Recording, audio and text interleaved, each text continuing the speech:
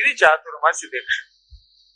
కానీ చాతుర్మాస్య దీక్ష పూర్తిగా 4 నెలలు చేయలేకపోయినా చాతుర్మాస్య దీక్షతో సమానమైనది ఏమన్నారు అంటే ఆషాఢ శుద్ధ ఏకాదశి మొదలుకొని శ్రావణ శుద్ధ ఏకాదశి వరకు నెల్లాళ్ళు కదలకుండా ఉన్నా సరే ఆ నెల్లాళ్ళు వైష్ణవ కథలు విన్నా అంటే భాగవతము, నారద పురాణము, విష్ణు పురాణము, పద్మ పురాణము, ఈ 4 పురాణాలు వినడం వైష్ణవ దీక్షతో సమానం. అది కూడా సాక్షాత్తు 4 నెలల చాతుర్మాస్య దీక్షతో సమానం. ఇక 3వదట, ఇన్ని రోజులు చేయక్కర్లేదటండి, ఇంకెంత సులభంగా చెప్పాడో చూడండి.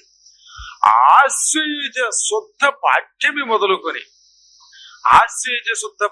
మొదలుకొని దశమి వరకు వరుసగా 9 రోజుల పాటు కదలకుండా ఒకే చోట ఏదైనా నదీ తీరంలో కాని పుణ్యక్షేత్రంలో కాని వండి ఒక పూట పలహారం రాత్రికి భోజనం చేస్తూ, పగలు భోజనం చేయకూడదు, పగలు పలహారం రాత్రికి భోజనం చేస్తూ ఈ పగలంతా కూడా పారాయణలు, పురాణ శ్రవణాలు, భగవన్నామం తప్ప వ్యర్థ ప్రసంగం చేయకుండా ఈ 9 రోజులు ఒకే క్షేత్రంలో ఉండి 10వ రోజున దీక్షా విరమణ కార్యక్రమం చేస్తే అది కూడా చాతుర్మాస్య దీక్షతో సమానం.